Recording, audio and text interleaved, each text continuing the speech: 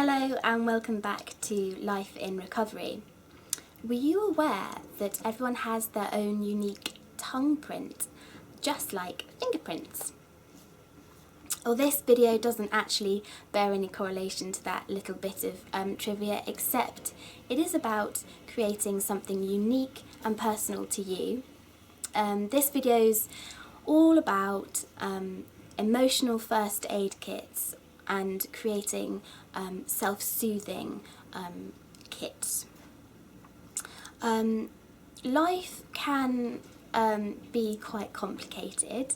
That is what makes it exciting, but it also can throw up events or things that can mean you end up feeling a little overwhelmed, or things can happen that make you feel angry or upset or stressed. And that goes for everybody and anybody. You're not really human unless you go through a sort of tearing your hair out moment. And making a sort of a kit or a little box or a little stash of things that you find helpful and soothing is a really useful idea for all of us to do.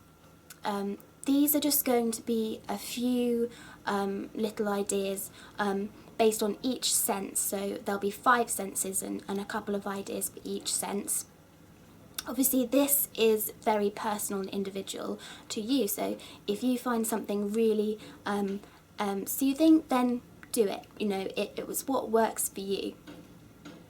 So I'm going to start with your sight, so it's using vision to find a sense of peace.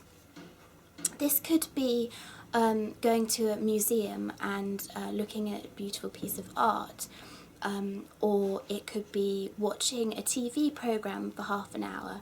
A lot of people find that helpful if they find it enables them to switch off a lot. Or if you're a bit of a bookworm, then reading a book. This is a lovely bound one, so it also goes with touch.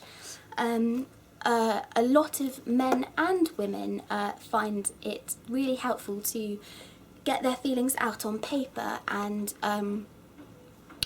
make a journal or a diary. It doesn't have to be every day. It can be, you know, if you're really sort of ruminating on something.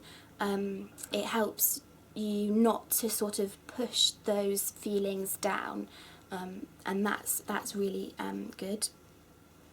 You could also just go outside and look up into the sky. If it's a night time, then you can look at the stars or look at the clouds scudding across the sky if it's in the day.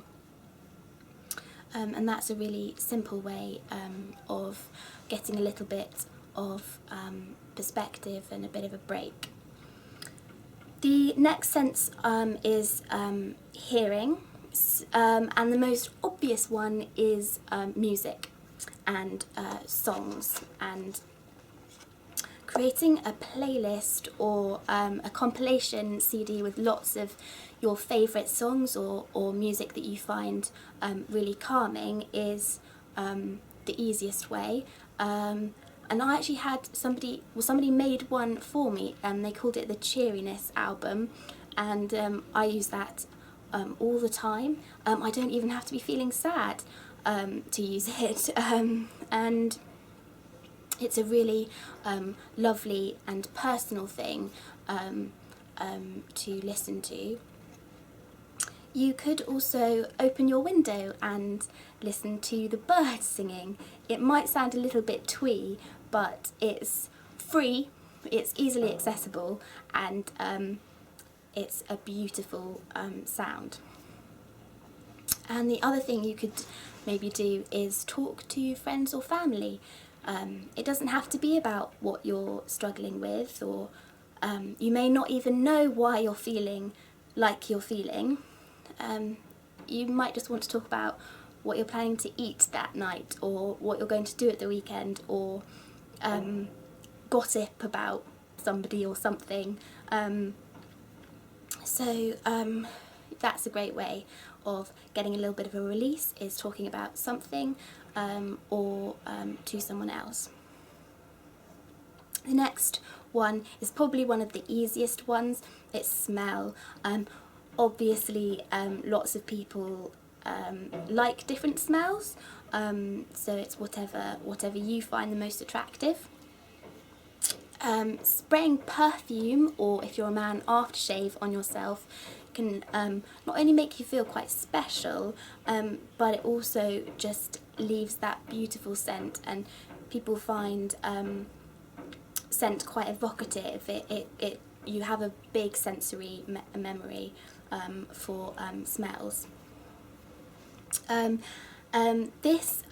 a candle, a scented candle. Oh gosh, that's lovely. Lighting a scented candle can both create a lovely smell, but also it works with sight. A lot of people find watching a flame, or a flickering flame in particular, quite mesmerising, and it can really take your mind off what's going on in there. The other thing with smells is something a bit more homely, so baking bread or freshly baked cookies, or baking a cake creates a wonderful smell. You also get something really yummy at the end of it, which helps, and that leads us really nicely onto taste. Taste is another very particular sort of thing to do.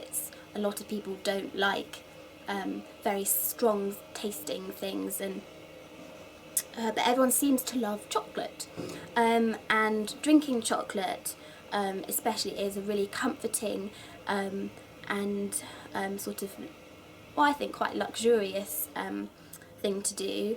I actually drink the Green and Black's organic hot chocolate because it's not got a huge amount of sugar in it, and I think with both drinking and eating, when you're trying to self-soothe, you don't want anything that's going to have high sugar or high fat or anything that's got alcohol in it. You don't want to sort of have a crash at the end, or drink or eat anything that's too stimulating. So things that are caffeine free as well are quite important, because you don't want sort of anything to complicate or add to how you're feeling emotionally. Drinking herb teas is a great idea. I've got a few here. A lot of people don't like chamomile, but I must say I think it's quite a calming drink to have. It's also rhubarb, that's delicious, or what's this one? Fennel. I love a bit of fennel. And another one that's a great sort of health, it's got a huge amount of health benefits, is green tea. That's very nice, but not many people sort of like it because it can be quite bitter. The other thing that you might find helpful is making a meal from scratch. A lot of people find the act of cooking and preparing a meal very relaxing and enjoyable, and also you're creating something at the end that's going to feed your body, so that's a great sort of all-round mind-body pleaser. And the last one is touch, and this is quite a big one. So there's lots you could do. Having a massage, so somebody giving you a massage, you could use oils. That's a really good way to add in a smell as well, a nice smell, hopefully. This is lavender oil. That's known to have very relaxing and soothing properties. Or a bubble bath. You could take a bubble bath. Another great one is giving someone a hug. It creates so many good chemical responses, and hormones, really useful hormones, are released when you give someone a hug. Not only does it make you feel better, but it also makes the person you're hugging feel better. And if you have a pet, stroking your dog or your cat or your guinea pig or your rabbit or whatever you have is a really soothing and calming feeling. Also, you're getting a lot of love from that animal as well. You're giving and receiving attention, and that can really make you feel better about yourself. So that's it for the five senses. There are a couple of other things that I think I'd like to do individual videos on, and that's meditation and mood boosting or mood elevating foods. They need a little bit more of an in-depth explanation than just that, but I will be doing individual videos on those. So I'd just like to leave you with one of my favourite ever quotes to a man named Albert Camus, who was a French Nobel Prize winning author and philosopher. And the quote is, "In the depth of winter, I finally learned that in me lay an invincible summer." So until I see you next time, I hope you have a lovely day, week, or however long it is until you next see me. Bye.